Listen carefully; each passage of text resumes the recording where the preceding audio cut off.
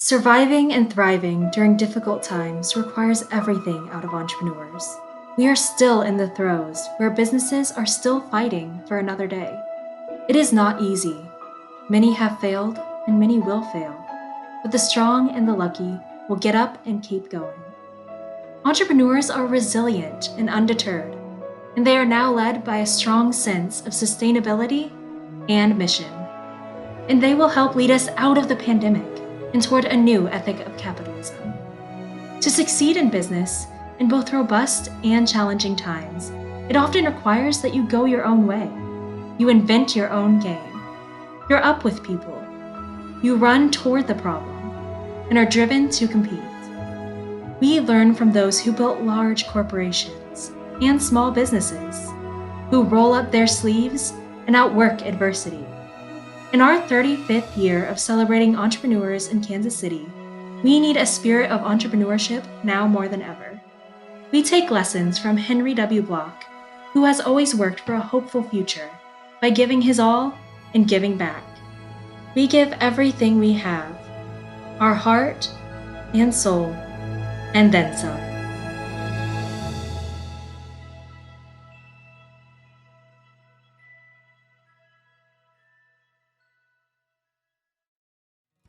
Hello everyone, we are Mary and Tom Block, your Masters of Ceremony for this evening, and we're excited to welcome you to the first ever virtual Entrepreneur of the Year Awards experience.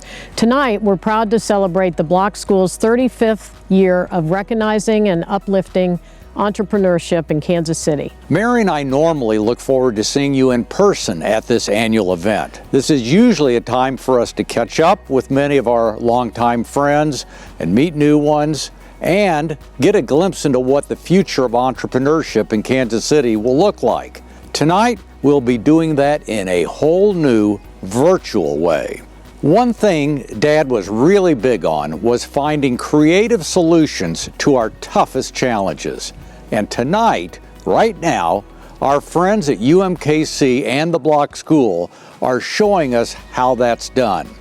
Through this unique use of technology, we have been able to gather people from across the country to experience EOY, celebrate entrepreneurship, and honor leading entrepreneurs whose inspiring work would make Dad proud. When I look back to where we were 35 years ago, aside from it being the mid-'80s and us being newlyweds, during the first Entrepreneur of the Year Awards, mobile phones and computers weren't nearly as advanced as they are now. I think mobile phones back then were the size of a foot-long sub sandwich, and we all know what Apple computers looked like then. Today, we're fortunate to be living in a technological world where we can work and connect with our friends and family from anywhere in the world, and of course, continue our support of the next generation of innovators and entrepreneurs. We'll be broadcasting throughout Block Executive Hall tonight, where we'll feature conversations with our honorees and hear about their paths to success. You'll see a lot more of us as we guide you through tonight's event and offer any necessary housekeeping information you need to keep the engagement going. Tom, it's a bit nippy out here. What do you say we kick off the program? Right. Up first, we'll hear opening remarks from UMKC Chancellor Molly Agrawal, followed by the Dean of the Henry W. Block School of Management, Brian Kloss. Take it away, Chancellor.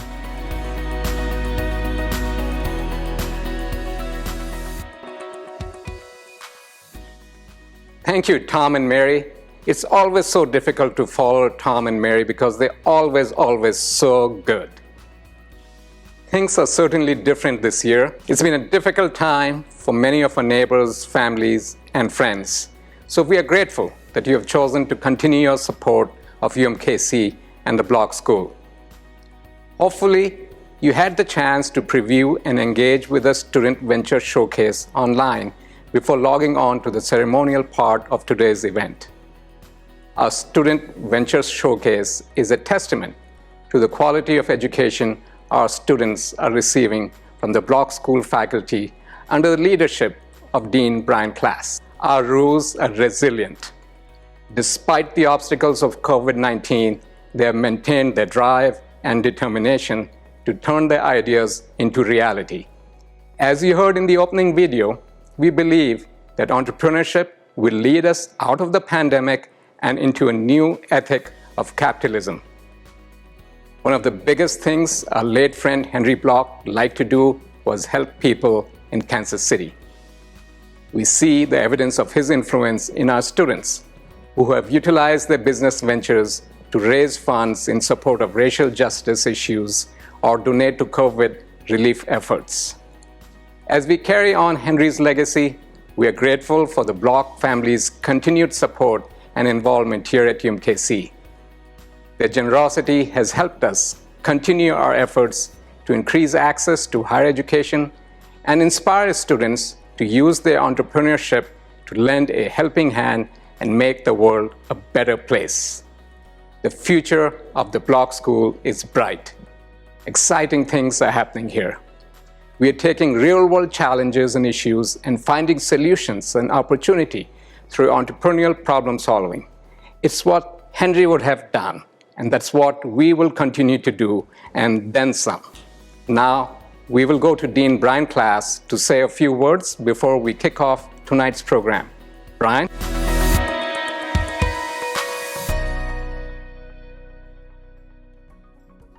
Thank you, Chancellor. Indeed, good things are happening at the Block School. The COVID-19 pandemic has proven itself to be a time for us to step up. Our faculty and staff have worked to offer their expertise and to provide services that the community needed. New programs have been designed and delivered to help entrepreneurs navigate our challenging environment.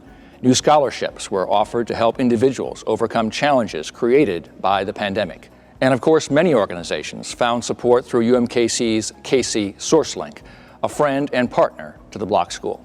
In these past few months, we've witnessed the kind of generosity and community spirit that Henry Block always talked about.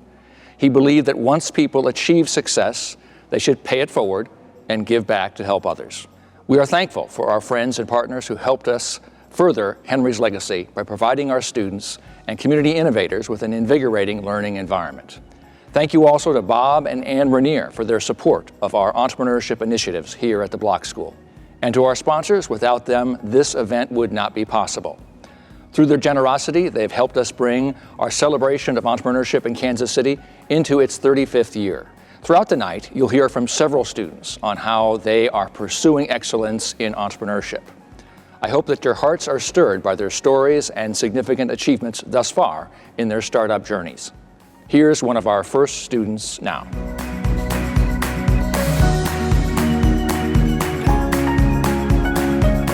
Hello, my name is Mohammed Abdi, and I'm currently a computer science major here at UMKC. I was born in a refugee camp back in Africa, and there was a lack of innovation in the refugee camp, so that has sparked a lifelong passion for me in technology.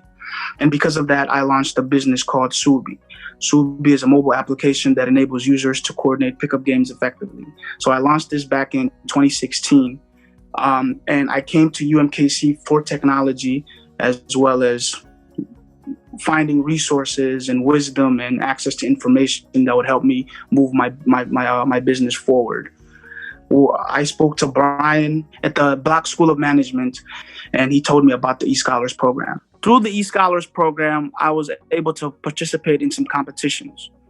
The most important lesson that I've learned from participating in competitions is the true meaning of the word no.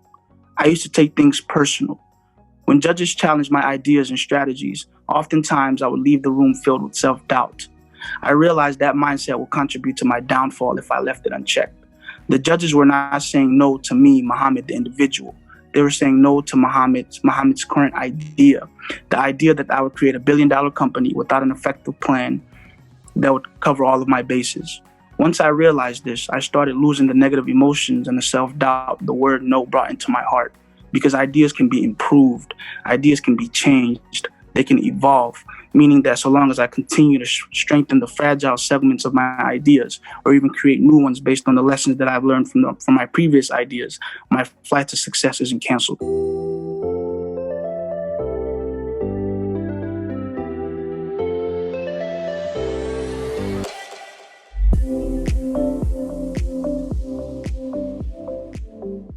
Good evening. I'm Jeff Hornsby, the director of the Rainier Institute for Entrepreneurship and Innovation and chair of the Department of Entrepreneurship and Management in the Block School.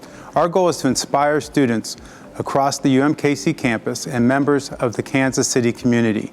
We want them to become innovators and problem solvers who use the entrepreneurial process to create new ventures, make social change, and transform organizations. One major initiative to support these goals is cross-campus programming. We offer several general education courses focused on developing entrepreneurial mindsets. Several hundred students from all majors have attended these classes, and we are excited by the opportunity to see the entrepreneurial spirit implemented in every career path. We have also established an advisory board of faculty from around campus to support the incorporation of entrepreneurship in all disciplines. We are launching an Arts Entrepreneurship Certificate program with the UMKC Conservatory and established a partnership with the Kansas City Arts Institute to offer an entrepreneurship minor for art and design students. 2 of the KCAI students participated in the venture fair that took place earlier tonight. Additionally, we go beyond the classroom to help emerging entrepreneurs accelerate startups from the idea to a sustainable launch in a safe environment of learning, experimenting, and mentoring. We offer a three-pronged approach to help emerging entrepreneurs. First, we offer eScholars, a comprehensive program for early-stage entrepreneurs, where they take their business ideas from concept to reality. Since its inception in 2011, eScholars has supported more than 375 entrepreneurs, both UMKC students and community members. Tonight's Student Venture Showcase highlighted current eScholars and alumni. Second, we have a network of over 100 mentors from almost every industry and skill set who are focused on coaching entrepreneurs and assisting ventures in becoming commercially successful. Third, we host competitions that incentivize the venture creation process. There are competitions for all levels, from Roo Jump, an idea pitch competition, to the Rainier Venture Creation Challenge, our regional competition that supports early-stage companies and entrepreneurs with over $50,000 in funding. Clearly, we take our role as Kansas City's university seriously.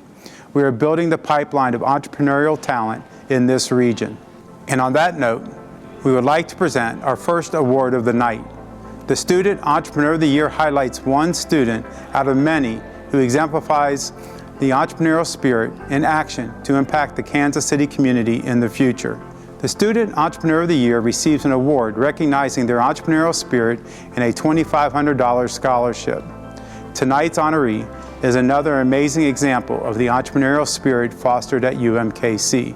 Janae Johnson pursues excellence in all things she does. She is a full-time student, a member of the UMKC women's basketball team, and an entrepreneur. She has made the Dean's List at the Block School and the WAC All-American Conference team twice. When it came time to select a college, she is intent on finding a top entrepreneurship program. The Rainier Institute's programs were one of the things that drew her to UMKC. Janae's entrepreneurial mindset is seen through her incredible work ethic, her constant drive to succeed, and her use of her network and resources to constantly improve. I am pleased to introduce Janae Johnson, our 2020 Student Entrepreneur of the Year.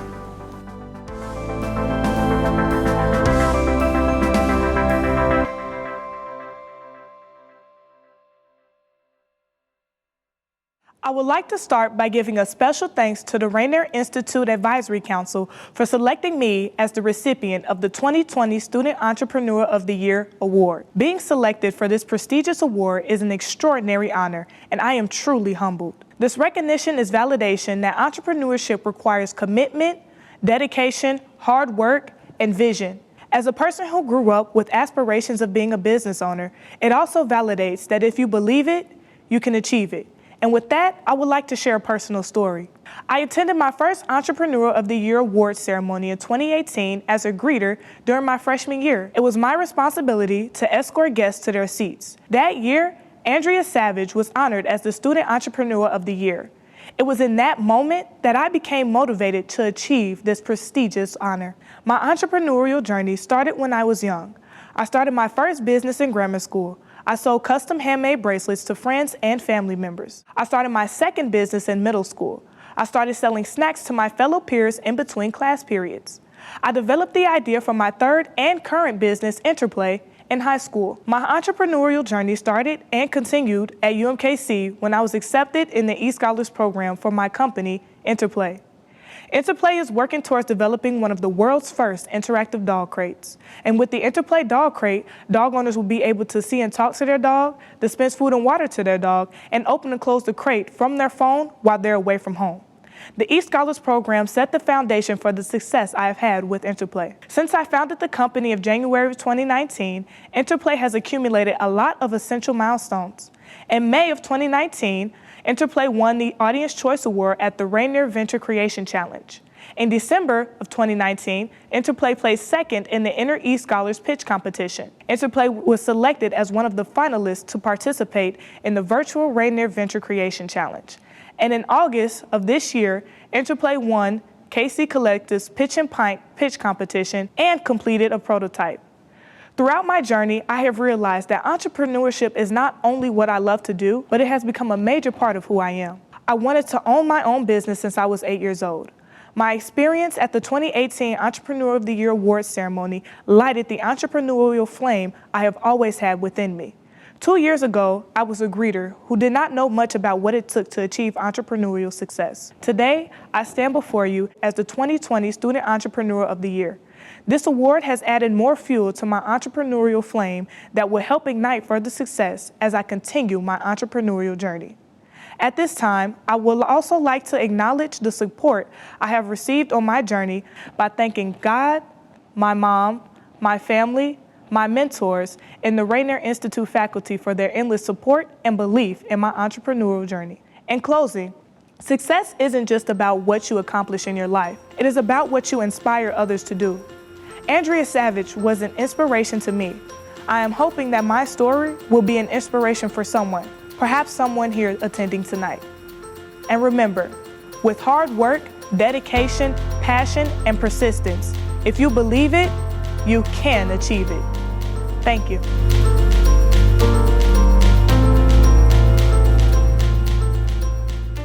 Congratulations, Janae. As you may recall, we first met a couple of years ago at a banquet to kick off the UMKC basketball season. I was immediately impressed with your drive, passion, and poise. And I remember thinking at the time that you were going to be a star, and not just on the basketball court. I'm happy to say I recognize talent when I see it. What a well-deserved honor. COVID-19 has brought disruption to many businesses, requiring them to pivot on a dime. Let's hear from a panel of Kansas City entrepreneurs about how they've shifted their services to adjust to a new normal.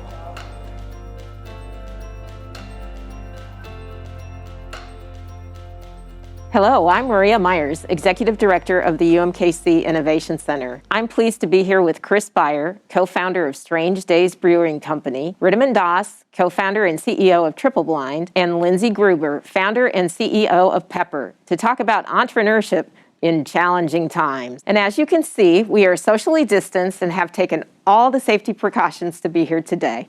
I want to hear more about your businesses. Das, why don't you start and tell us a little bit about what you do? Triple Blind offers cryptographically enabled privacy as a service. What that all means is we enable people to use data sources that are historically private because of regulatory or competitive forces. So we are a way to enable AI algorithms in healthcare to generalize better on data sources they've never seen before, or for financial services companies like large banks or new novel fintechs to ingest data sources so that they can make a better decision about credit ratings or identity or preventing financial crimes. Chris, how about you? You're in the food business. With Strange Days Brewing Co., we're located in River Market off of 3rd and Oak, so just 1 block east of City Market. We're a brewery tap room, so all the beer that we brew on site is what we serve in our tap room.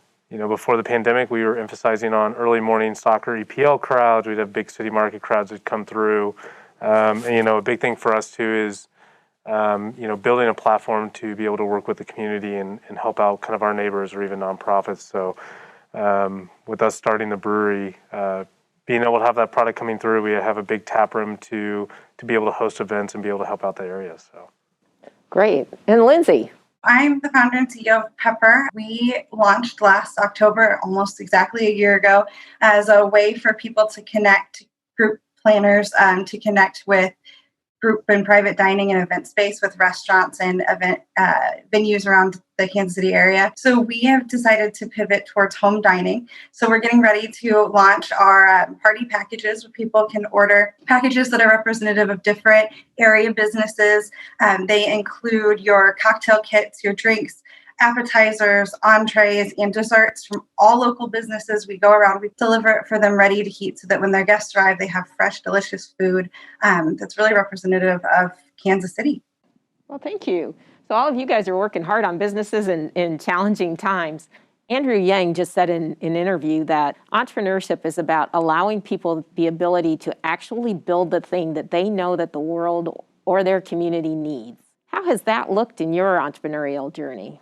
You know, with Strange Days, kind of the concept and the meaning behind the name was we want to kind of create an area where no matter how strange things were going on in the world, that you could come into our tap room, set everything aside, and things would be normal. So we wanted to have a location and then our product too being beer to bring a little bit of normalcy when people are in the tap room itself. And for us too was to be able to go beyond that and to help out our community. Sounds great. Lindsay, how about you? We didn't just want to be a business that existed and made money. And then that was kind of all that we did. We wanted to give back to our community. And we thought this was an opportunity for us to do something and promote these businesses in Kansas City that are kind of often overlooked for the access that they have to capital. In announcing our pivot, we also have a Black Lives Matter package where a percentage of the profits we're splitting with a group called GIFT, Kansas City, Generating Income for Tomorrow. All of the businesses represented in that package are Black owned. We also have a women owned only package that we're splitting profits with Innovate Her KC, a group here in Kansas City doing really, really great things for women in the business and entrepreneurial community. We need to be working together and we have an opportunity to do that. So we're excited to do it. That's great. How about you, Das? Maria, I really like Andrew Yang's quote about entrepreneurship being a vehicle to build what the world wants. Right before my role here at Triple Blind, I was at Ant Financial. It was my role to go identify the most leading companies in the space, start pilots or small projects with them so that we can use them at scale. What I found in doing that role is that we never found the right solution that would operate at Alibaba scale. And that's where I saw an opportunity that I could bring to the world something that the world didn't have today. And the Kansas City community has been so supportive of that. Obviously, with Digital Sandbox, as well as we've been able to raise our pre-seed round locally with support from local venture capitalists, angels, and funds. And we've been really enamored with the feedback the product is getting. It seems like something the world truly needs, and I'm excited to be the person that's delivering it to them. Well, you guys are all doing business in challenging times. Chris, tell us about what it's been like to go through the shutdown and a slow reopening. We actually had our second anniversary party that was supposed to be that Saturday, March 14th. And it was about 10 p.m. on a Friday night that we canceled and postponed the event. You know, we didn't want to put ourselves in a situation where we were a platform that could spread that virus. After postponing that, the city did a shutdown on restaurants, bars, and breweries on the inside. We took that time to put all of our procedures in place of spacing all the tables out, having sanitizer at every table, having the proper signage so customers knew when they came in where they could sit, where they could go to order. And now we're even pivoting again on the winter coming on whether we keep the patio open with the heat source or we try and even make the tap room even more safe than what it is. Wow, lots of things to think about. And Lindsay, you've had to pivot quite a bit. Yeah, so we launched last year as a way for people to book group and private dining. We didn't want to be a part of the spread of the virus. So we kind of immediately decided we weren't going to be taking any group reservations. We weren't going to be participating in that. And we were just going to put everything on hold. And it was just in conversations with friends. I had a baby March 26th. And, you know, in discussing, like, what are we going to do about baby showers and everybody's weddings coming up? And what are people going to do? Everyone has all these plans of these big events. We kind of discussed, everyone was starting to pivot towards these smaller group gatherings at home. And so we decided, how do we make those moments at home, those parties at home that we're having, how do we make them just as fun as they are when you go out to a restaurant? You know, what is the challenge of having 10 of your friends over for a dinner party. It's cooking. No one wants to do that. That part sucks. So if we can get really, really delicious food from Kansas City staples and kind of mix and match it together like you would on a night out, where we can do all of that and bring it all to somebody's house and make it really simple for them, bring the party home. That's what people are kind of looking for. We've been really lucky. The Kansas City restaurant scene is incredible. And we're kind of all looking for that. How can we connect over delicious food? So it's the right thing for the right time. Amazing work in pivoting, and thanks to Kansas City for really jumping in and supporting our restaurants. Now, Das, you've seen this from a whole different perspective. You've been on the technology end of it. So talk about what you've been doing in this pandemic, and I think you were involved early on the COVID and have taken some pivots as well. When the super spreader event in Cambridge, Massachusetts happened, I happened to be at MIT, at the MIT Media Lab, working with a professor there. When we learned that just, right 30 steps down from MIT was where the big event had happened, we quickly decided that if contact tracing is to be a thing, the biggest impediment to the adoption of contact tracing was likely the privacy of that. People needed to be convinced that that was not a way for, nefarious parties to be tracking every move or looking at every contact. So because we were a privacy company, we started working with MIT and we built an app in under 2 weeks that actually did private contact tracing, and we won broad support from the White House and the World Health Organization. I'm happy to report that has seen adoption in several US states, as well as in several countries, including Spain, Germany, Italy, and India. But that's a quick detour we took. I wouldn't call that a complete pivot, just because we are in business to provide enterprise privacy, which is privacy for companies. And we've seen that because of the acceleration of the digital transformation that was already underway even before the pandemic, we had, as Satya Nadella likes to call it, 5 years of digital transformation in 2.5 months, right? Everyone's on Zoom, everyone's using digital tools, everyone understands the benefits of collaborating via technology tools rather than via face-to-face meetings. And so that has really helped in companies move to the cloud, store data on the cloud, and as a result of which our business has been able to piggyback off of that accelerated digital transformation. So in a way, when a virus drops from the sky, it's never a good thing. But at the same time, we've managed to persevere with the support of obviously the broader Kansas City startup community and the technology ecosystem, and continue to make real good progress and make some good happen for the world. That's great. Well, there you go. Stories of how entrepreneurs are dealing in challenging times. And, if there's one thing we learn, disruption causes a lot of innovation. So congratulations to you guys for really pursuing your dreams in the middle of a pandemic and really supporting your community and the needs that they have. Thank you very much.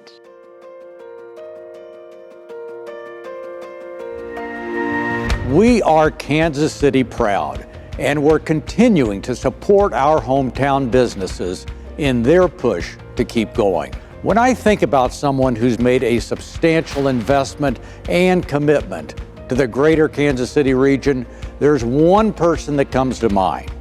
Our first honoree has been at the forefront of moving KC to a whole new level.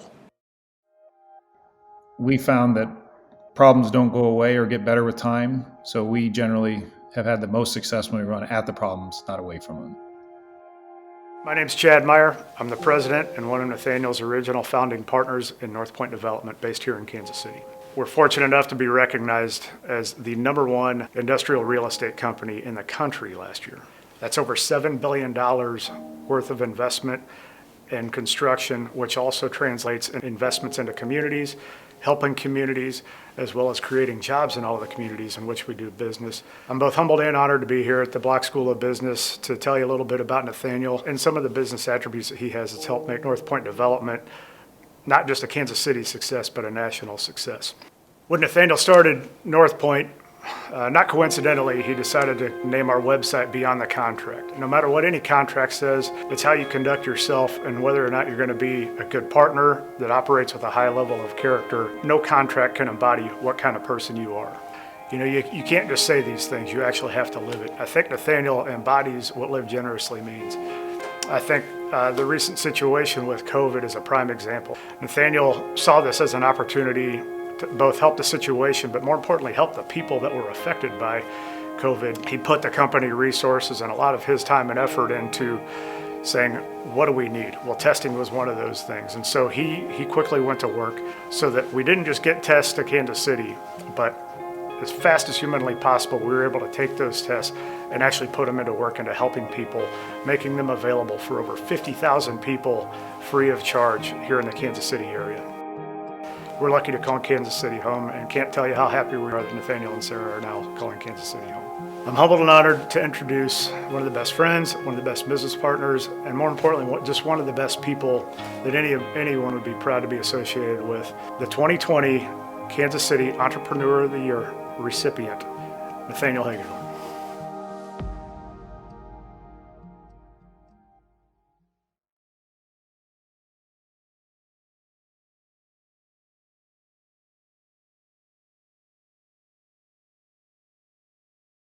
I'm Jason Carter Solomon, Vice President of Commercial Real Estate and Commercial Banking at Enterprise Bank and Trust. I'm here with fellow Block graduate and this year's Kansas City Entrepreneur of the Year, Nathaniel Hagedorn. Congratulations, Nathaniel, and thanks for being here and sharing your thoughts with us. What does it mean to you to be honored as Kansas City Entrepreneur of the Year? Well, thank you, Jason, and this is really an incredible honor to receive an award like this. I certainly don't feel like I deserve this award, but I feel it's really an honor and it's a recognition of the amazing team of men and women here at North Point who have built this company what it's become today. And I am just personally so proud to be associated with this firm, and I'm so appreciative of all my partners who have helped found and build this company into what it's become today. And we've just been really fortunate to be here in Kansas City and to be able to have the opportunity to build something so special and build a unique culture, and really excited to see what the future holds. And I just want to say thank you to University of Missouri Kansas City and to you and to the entire group that helped make this possible, and for the recognition, for our company and for me personally. It's really, truly an honor. So thank you.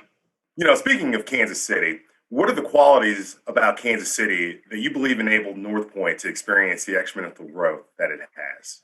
When I made my way over to Kansas City, my wife, my high school sweetheart, who is now my wife, we made our way to both went to UMKC, and we came to this city. We didn't know anybody. We didn't have any resources, and we kind of started our journey in this city. And I had a chance to start my career, and I got a great education and learned so much. And then I was able to start my career at working for another great entrepreneur here in Kansas City, Charles Garney, and then decided to make that leap to start our own business and start North Point now about 8 years ago. And it's been amazing, and I think I really attribute so much of the success that we've been able to build in this company to being here in Kansas City. And I think what Kansas City is so special is it's a city that has that just is open and welcoming.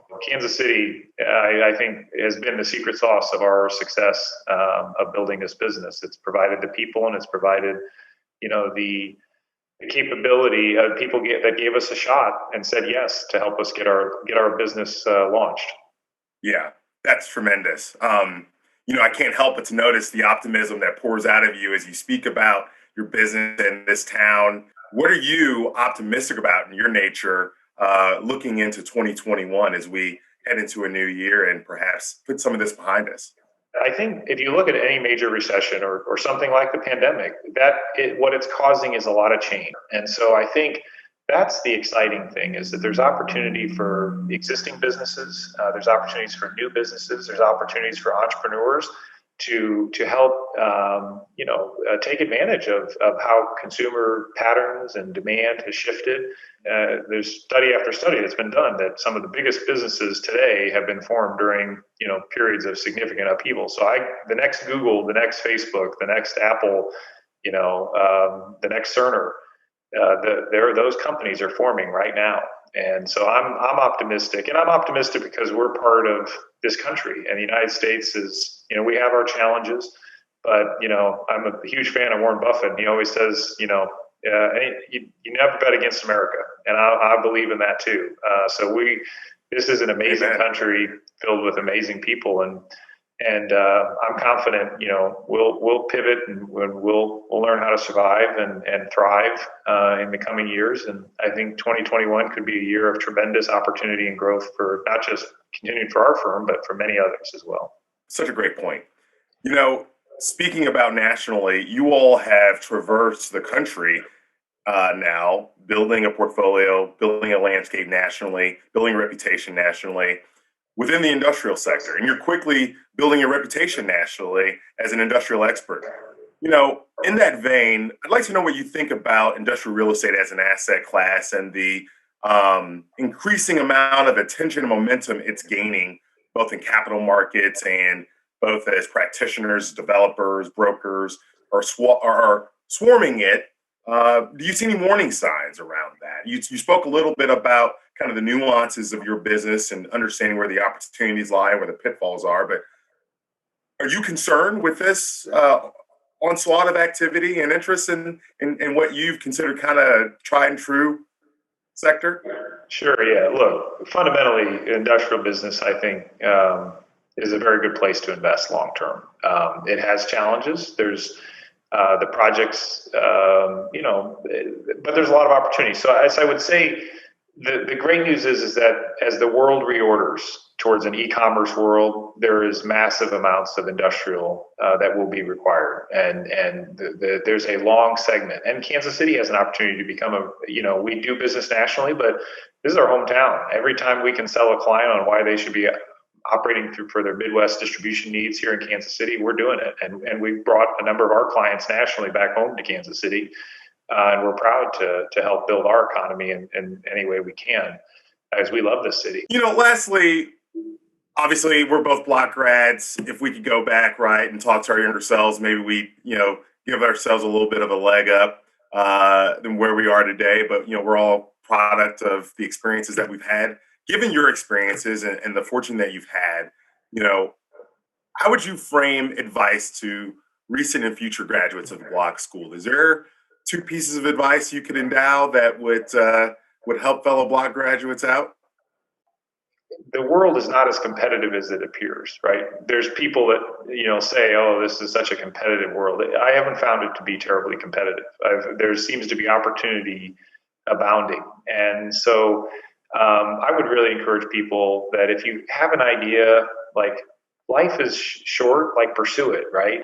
Spend a lot of time thinking about what it is that you're doing or planning to do versus just how you're doing it, right? The best advice I would have for a young person is just run at problems. It's remarkable. Anytime you see a problem, if you're a young person or any person, just go and be part of a solution. Work towards solving it, because what happens, you have an asymmetric outcome that ultimately has virtually all upside and no downside. And you don't find many of those opportunities in the world, but that's one of them. And it can really help propel your career and certainly help propel a business as well. Nathaniel, this has been an excellent conversation today. I want to thank you again for all that you do here in Kansas City. Congratulations on the award and all the success you and North Point have had. I'm sure your team's very proud. So again, thank you for being with us today, and hope you have a great rest of the day. Thank you, Jason. We're really honored and appreciate all the support. Thank you.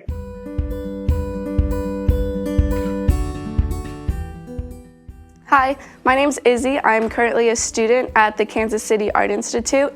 I'm partaking in the entrepreneurship minor, which has been offered to us fairly recently, actually. My focus this semester is honing in on my skills within product design and also combining entrepreneurship and social practice to meld social entrepreneurship. So a lot of the pollution that goes into our landfills is mostly by fast fashion. So I'm trying to start a conversation around sustainability, eco-friendly shopping, and also mindfulness. Currently, I run a brand called Vivas y Muerto that focuses on sustainability, and it questions and critiques the fast fashion market. The entrepreneurship minor gave me a place and a platform and also the tools to actually get that rolling. At first it was just this big idea, but then Andy Heiss, who is my mentor, he actually gave me the skills to develop a business model, think about key partners to work with. So art and business, I couldn't be happier. So yeah, thank you.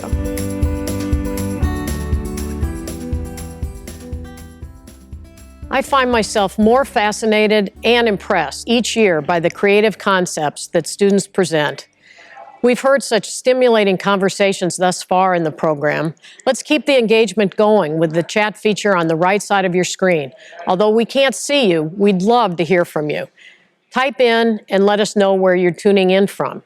Our next honoree is one who exemplifies a deep commitment to developing and enhancing the common good through entrepreneurial efforts. Similar to Marion and John Kramer, who gave generously through their philanthropic efforts, this honoree has added to the well-being of the community through economic opportunity. That I understand what you want. I'm totally committed to it, heart and soul, to producing it on time and on budget. It just doesn't get any better than that with me. Good evening, everyone. I'm Bob Rainier, Executive Chairman and CEO of the Bank of Blue Valley. I have known Bob Hatch for almost 30 years. He is a gentle, unassuming, and intelligent man that has blessed the Kansas City area since the late 50s when he was recruited to Kansas City to run interstate bakeries. Because of Bob's entrepreneurial spirit, he went on to start Cereal Ingredients, which is based in Leavenworth, Kansas. And through the vision of Bob Hatch, has been instrumental in developing new protein-based additives and products for foods of the future. Bob Hatch, as strong as an entrepreneur he is, has an even stronger social entrepreneurship vision. He and his brother John were instrumental in starting and developing the Finca organization, which provides micro-lending across the developing world. I consider Bob a close friend, and I have such admiration for him, not only as an entrepreneur, but as someone with a heart and soul, someone that spend as much time and as much energy on his social entrepreneurial project, Finca, as he did Cereal Ingredients. I mean, the company was very strong and very profitable and very successful, but Bob's true heart lie in the fact that Finca continued to grow and prosper and become a major factor in micro-lending throughout the developing world. While Bob's primary interest is in Finca, Bob has also been involved in numerous other philanthropic efforts through his foundation and through his family that have benefited Kansas City and this region significantly. I am pleased today to recognize Robert Hatch as the 2020 honoree of the Marion and John Kramer Award for Social Entrepreneurship.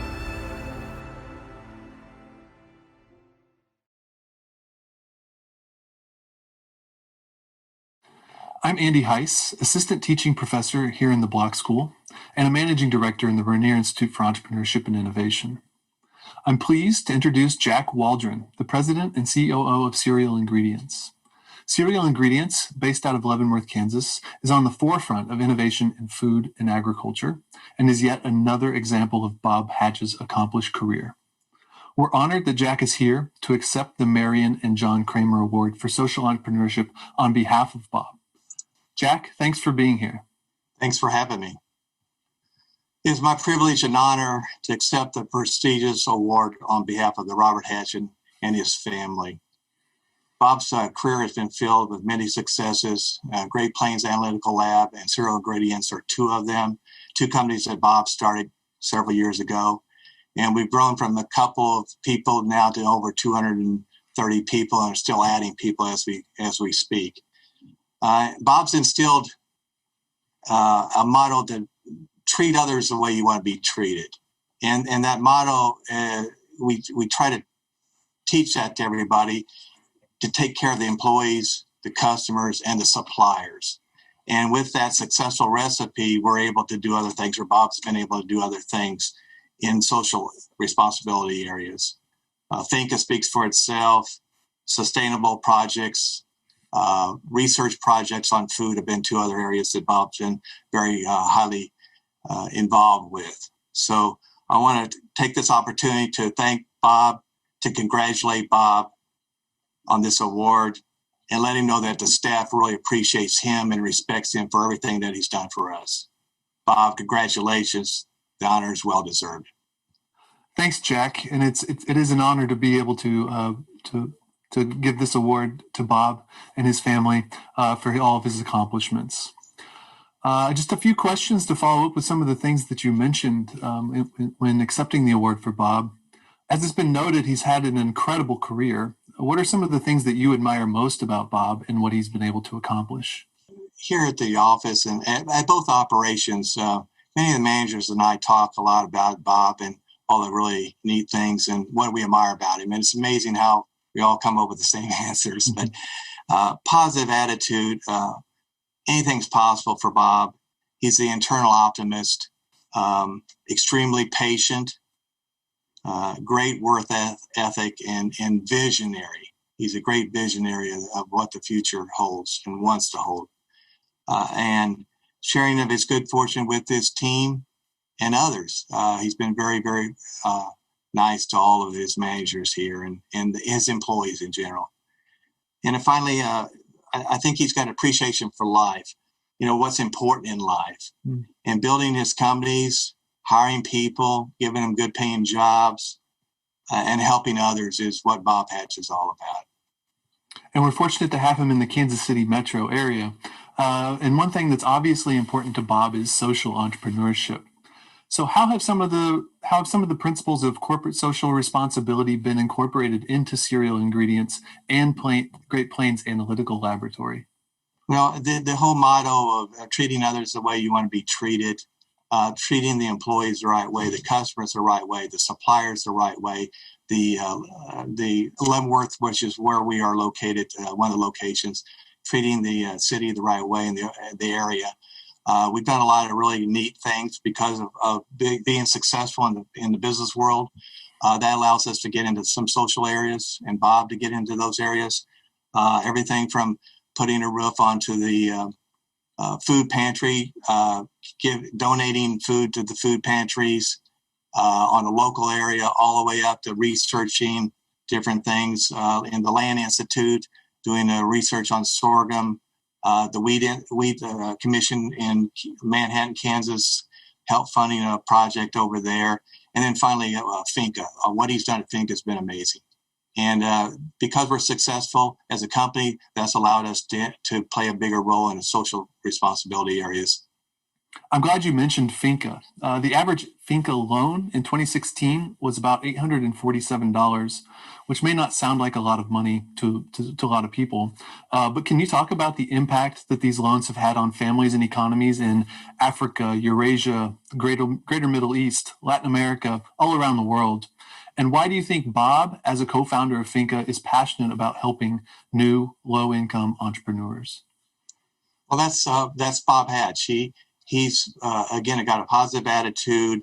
He likes to share not only with his employees, but created Finca with his brothers years ago, and it's grown to a huge operation now, and it's helped just thousands of people get a start on building their own companies all throughout the world. And that's just who Bob Hatch is. It's amazing what it's done, and from a standpoint of starting with a smaller loan, and now it's $847 with an average loan. But years ago, it might have been $50, and it goes to $100, and then it goes to $250, and then it eventually grows. People could take that loan over to another loan. And then once they get to be bankable, they're able to go to a bank and get financing that way. But what Finca also does is make sure that people understand how to grow their business, but also how to use their money for things like education for their kids and things like that. So they make them put money into a fund for an educational fund, which is quite amazing. Also, some of the things that Finca's done is broadened out to now doing solar lighting to a lot of people in these type of countries who don't have electricity. And so they used to use kerosene, which was very dangerous and unhealthy. And now that with solar lighting, they can have the kids do their homework and with solar lights instead of kerosene. So it's really just kept broadening out and growing, and it's been quite successful. And I really look up to Bob for what he's done. He and his brother John at Fink, it's quite amazing. You just mentioned a lot of really interesting projects that you're working on, but at Cereal Ingredients, you're on the cutting edge of innovation in food ingredients. What's maybe one or two things that you're working on that you're looking forward to in the future? Don't get me going here because I could probably give you about a dozen, but a couple of points kind of tying into that or piggybacking on the sustainability thing is the idea of plant-based proteins. Mm-hmm. And that is where, again, is there enough protein in the world through beef to be able to feed 10 billion people? Who knows? Yeah. But it's probably going to be a problem. So textured vegetable protein, plant-based protein is the future. We're getting into that in a big way. And non-sugar additives is another thing. Health and wellness is a big front that we're pushing further into. And we've also got some things really kind of cool about low salt sodium solutions. We talked about a project we got called Slim Biome that's a gut health type of a project also. So there's a lot of really cool things that we're doing in the food ingredients area. The lab company, Great Plains Analytical Lab, with the Food Safety Modernization Act, it's also getting into things with food safety, food quality being a bigger issue. So they have a lot of neat things going on over at the lab company as well. Well, that's great. We're lucky to have people like Bob Hatch in the Kansas City area. And Jack, thank you very much for your time and thoughts today. We appreciate you being here. Andy, thank you.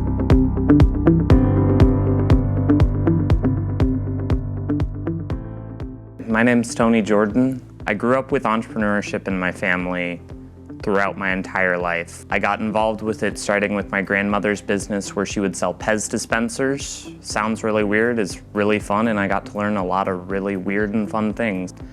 Then when I was younger, teenage years, I got involved with my grandmother's real estate business. And then I got to high school and my dad had a major career change from systems admin to owning a climbing gym. I got to put to work everything I had learned in high school from the business classes I had been taking after going there. I realized there wasn't enough information there for me to learn and know where I needed to go next, so I came to college here at UMKC.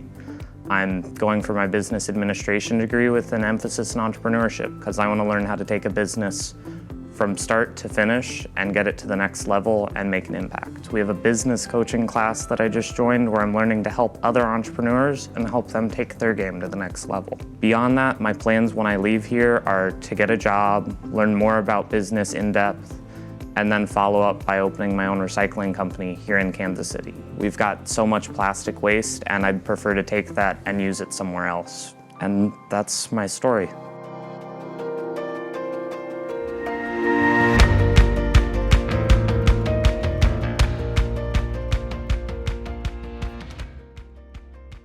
Hi, I'm Ben Williams, Assistant Teaching Professor at the Block School and Managing Director of the Rainier Institute. We appreciate you joining us for tonight's Entrepreneur of the Year event. Good evening. I'm Allie Brandolino. I'm the current president of the UMKC Enactus team and last year's Student Entrepreneur of the Year recipient. Tonight, you have had the opportunity to hear from many amazing entrepreneurs. They truly embody the philosophy and entrepreneurial spirit of Henry Block.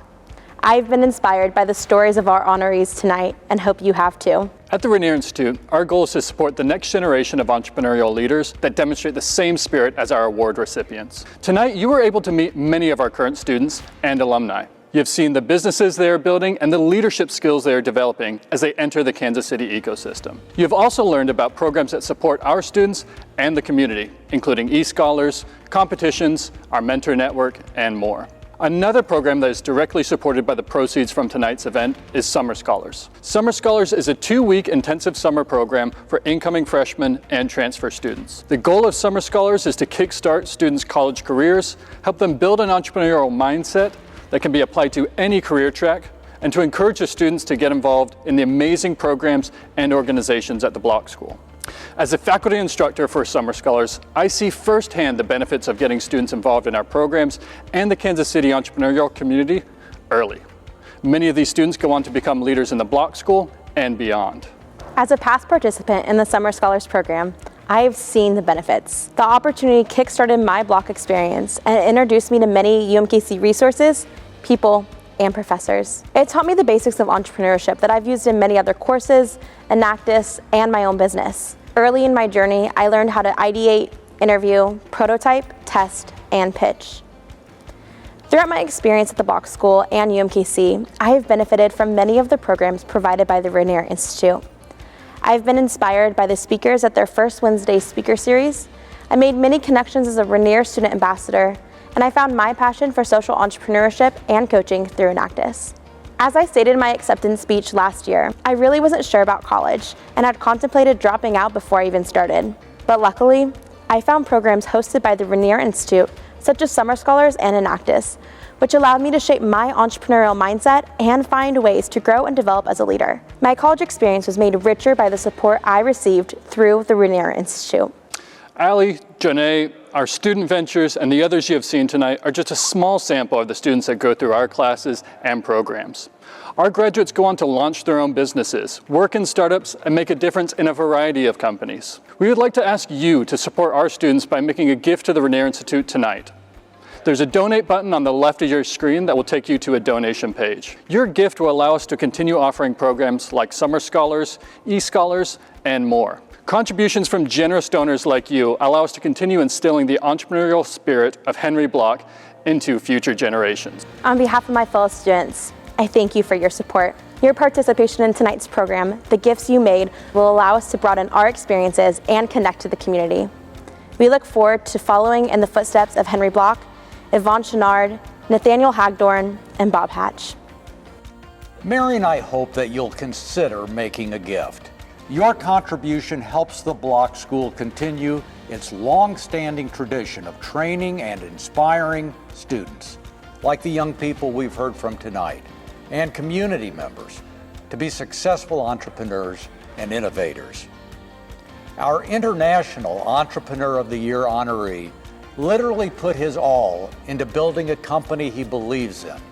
He's transcended boundaries, transformed an entire industry, and significantly contributed to the economic, social, and cultural development of our world.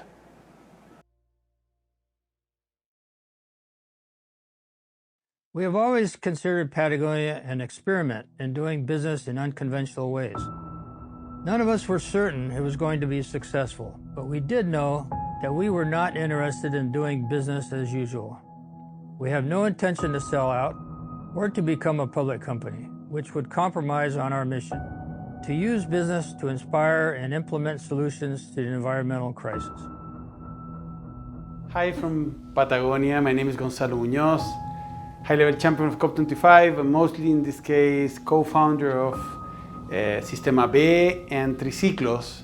That was the first big operation outside North America and a company that was so much inspired in Patagonia. So I'm very, very honored to talk about someone who I know and respect so much. Yvonne Chenard from Patagonia is definitely a person and also a businessman that has inspired me for so many, many years in different ways. I definitely have the idea of Yvonne being a business activist, and something that we have been using around in Triciclos, in Polcura, also the winery that I co-founded as another B Corp. We are also very well connected with the idea of Yvonne's connection to nature, rock climbing and surfing, and in so many other ways he has inspired our work on connecting what we do on a very personal way and what we do in business. Definitely the legacy of Patagonia is embedded not only actually in the values of that amazing company that I'm so proud of participating in different ways by wearing it, but also by learning about it and sharing those values outside of Patagonia, so well expressed in all the B Corp community and the fashion industry that are hopefully trying to reach Patagonia's level, and in so many other ways where it's about the purpose that Patagonia is showing through not only what they do, but mostly, I would say, about how they do it. I would like to highlight this surfer, rock climber, this pioneer. The iconoclast is now also the 2020 honoree for the Henry W. Block International Entrepreneur of the Year Award. That makes me also so proud to be speaking about that, and so happy for Yvonne, for Patagonia, and for all of us that have been following him for so many years.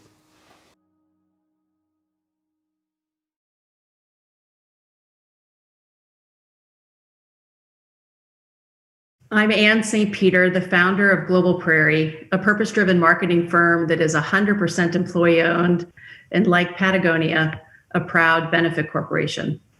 And I am honored to introduce Vincent Stanley, the Director of Philosophy at Patagonia and a fellow at the Yale Center for Business and the Environment and at the Yale School of Management.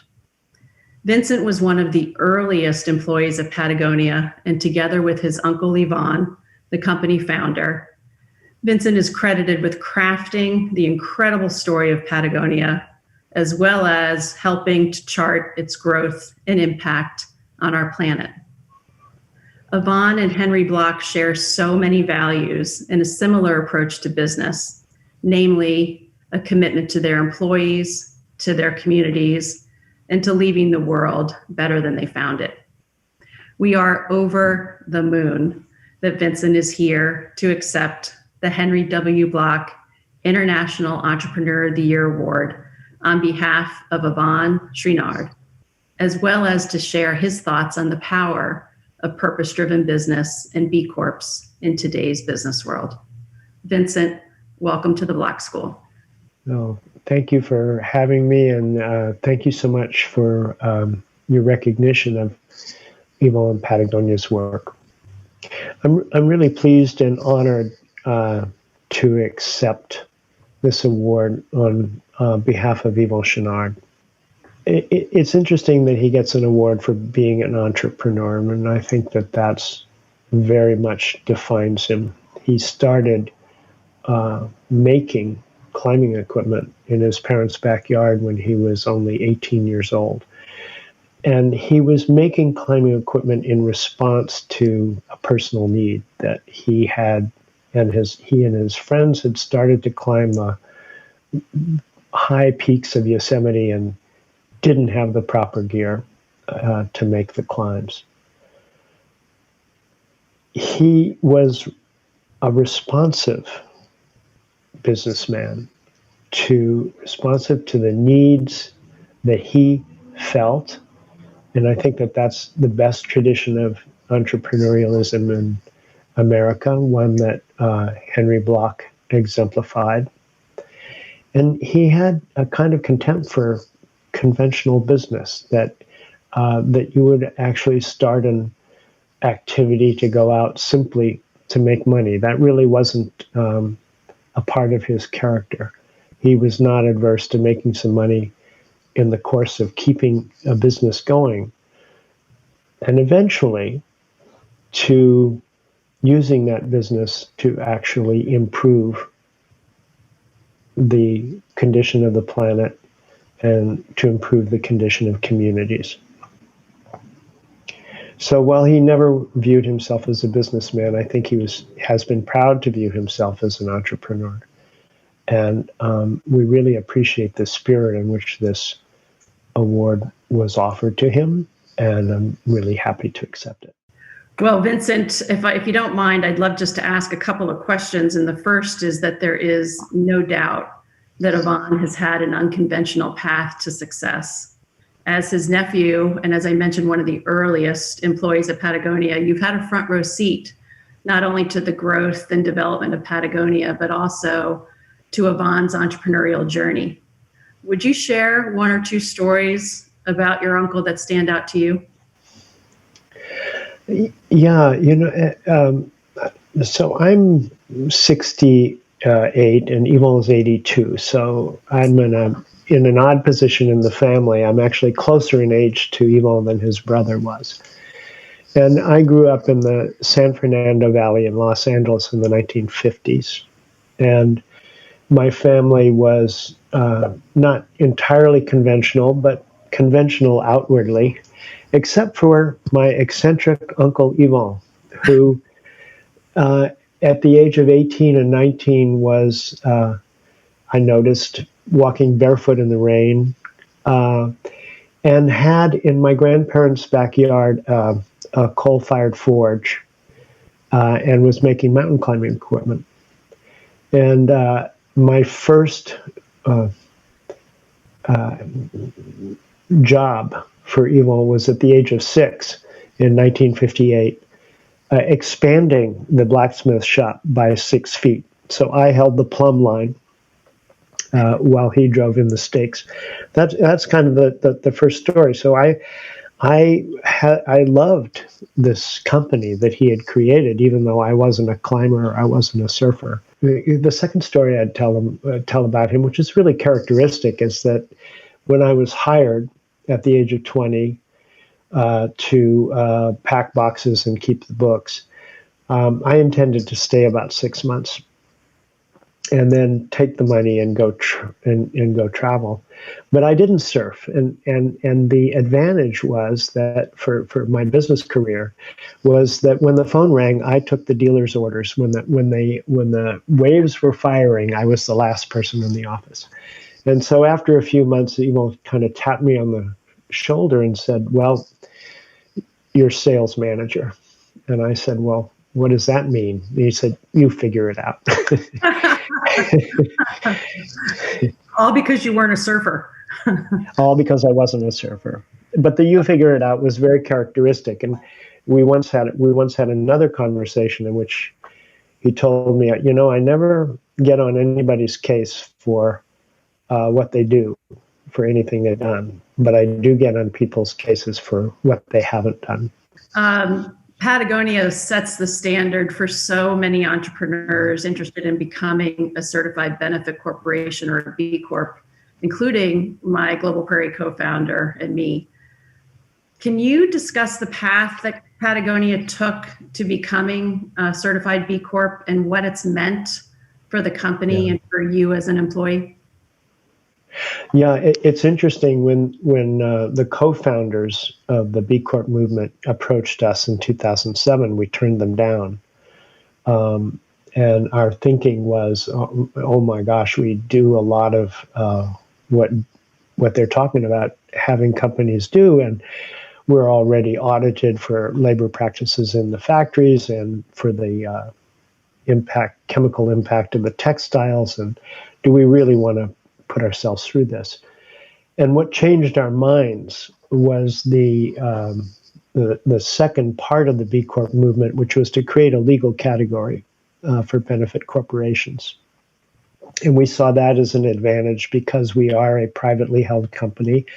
And we thought, if any of the family members eventually want to sell stock, we want to be in the position of having our values really strongly written into our articles of incorporation and our business charter. So that's why we became a B Corp.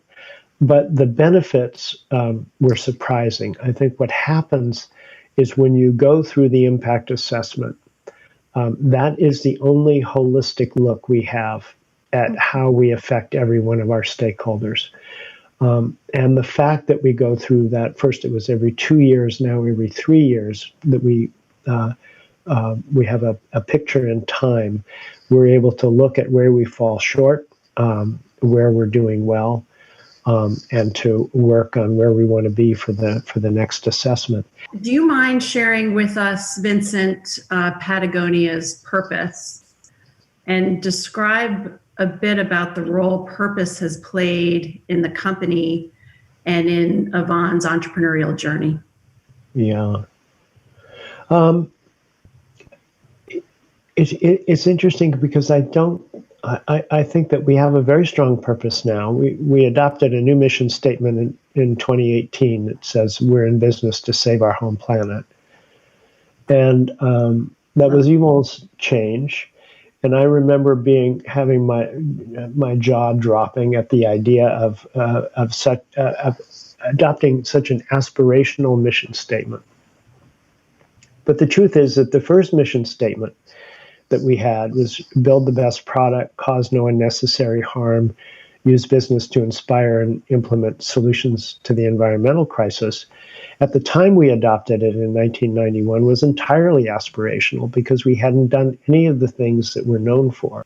One of the things I noticed right after we adopted the new mission statement was the response from employees, which was, how do I bring my work in line with this mission statement?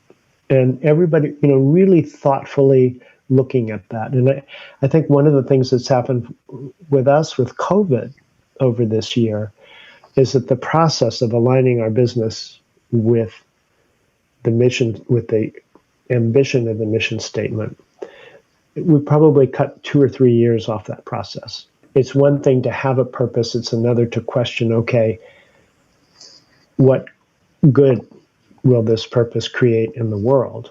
Mm-hmm. And then for companies that offer a service or create a product, we really have to focus on two things. One is, what is the legitimacy of our product or our service? And second is, how do we get it done? Yeah. What is done in order to produce this? Love it. You and Yvonne have authored 2 must-read books for entrepreneurs. In the first book, Let My People Go Surfing, Yvonne said at the time, my company is an experiment. Patagonia exists to challenge conventional wisdom and present a new style of responsible business. Can you talk a bit about this notion of responsible business? The company, I think, really was an experiment, particularly in the early 90s when we did become more purposeful. That focus has really been helpful ever since, but it's made the company less experimental because the more we've learned how to do, the more that becomes ingrained in the institution. And so I would say now we are almost 3 parts: institution, a community of people, and also part of the environmental movement and environmental activists ourselves, but less experimental than I would have thought in 1992. Can you talk a bit about, you and I have had previous conversations where you said now more than ever in this post-COVID, post-George Floyd's murder world, the opportunity for businesses like Patagonia and other B Corps to truly make an impact is needed. Can you talk a little bit about the world of certainty, of reasonable certainty that we had for 50 years is changed. And now all businesses and all governments and all NGOs are faced with a series of recurring crises, of which COVID is one. The climate change is the second big one.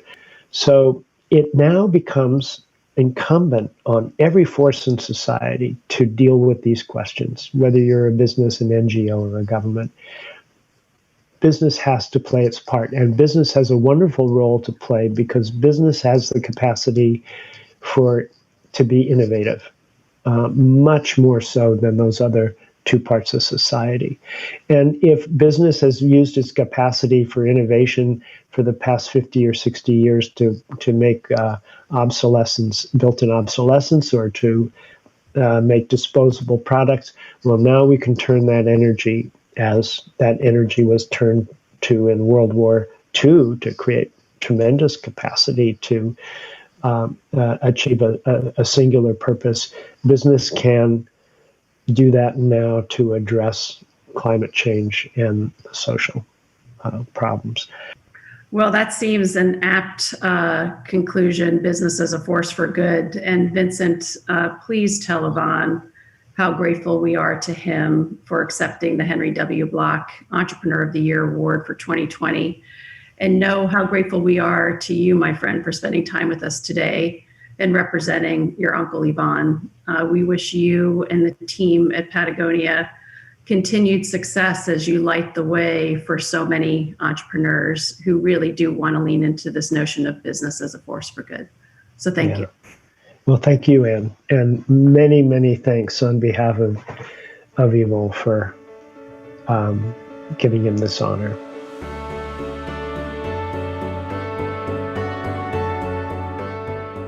On behalf of the Henry W. Block School of Management, the Rainier Institute of Entrepreneurship and Innovation, my fellow co-chairs Ann St. Peter and Bob Rainier, we extend our deepest gratitude to you for tuning in tonight.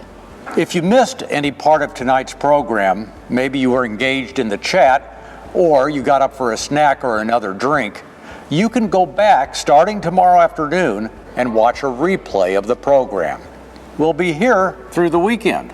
Figuratively speaking, of course. We have truly enjoyed serving as your host tonight, and it is our hope that we'll be back together in person next year. We wish you all good health and a good night.